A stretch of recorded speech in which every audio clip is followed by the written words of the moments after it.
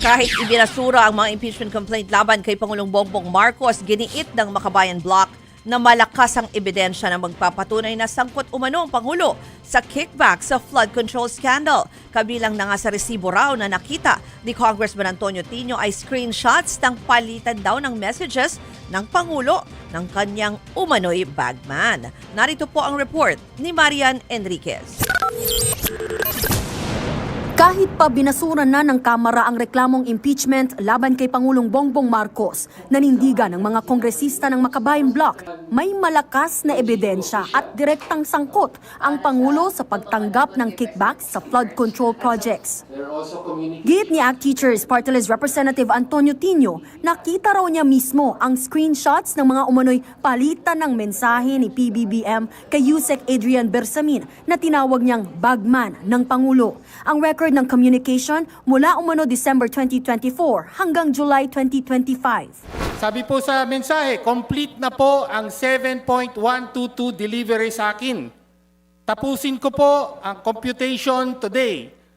Kalakip nito rin ang detalyadong computation ng mga pinaggastusan ng 8 billion na kickback. Kasama po rito, pangunahin ang gastos para sa mga kandidatong sinuportahan ng Pangulo noong nakaraang eleksyon. Kasama rin daw dyan ang gastos sa advertisement sa TV, pambayad umano ng 6 na milyong piso sa dayuhang poster at 68 million pesos umanong talent fee sa isang performer na ginamit sa kampanya. On July 10, pinaabot ni Yusek Bersamin na may delivery para sa Pangulo sa Nara Residence sa Forbes Park at sa sagot ng Pangulo. Sasabihan ko, si June Baris. This is July 10. The President appears to be receiving kickbacks days before he went to Congress. Humarap siya rito at nagsabing, mahiya naman kayo.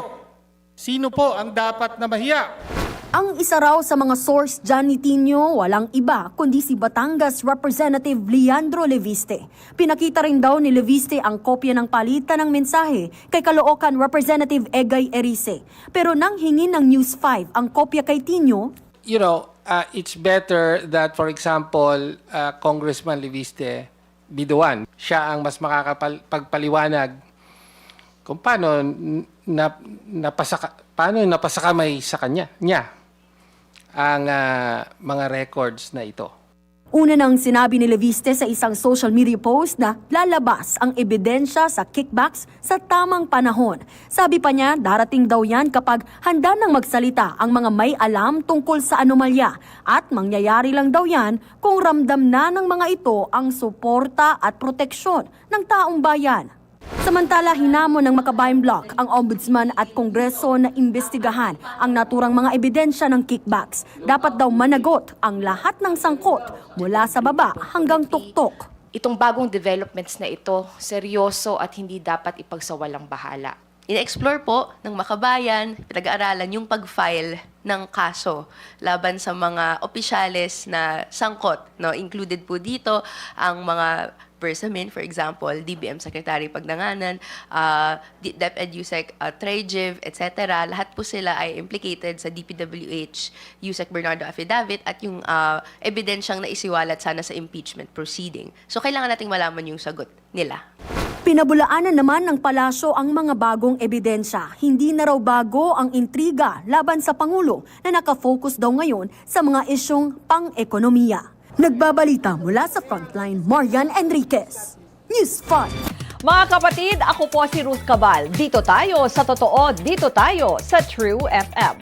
Mag-follow at mag-subscribe din po kayo sa aming social media accounts at True Network PH. Diyan po yan sa aming X na dating Twitter, sa FB, sa Instagram, sa YouTube, sa TikTok at sa mga podcast. At syempre, tutok din po kayo sa Signal True TV Channel 19.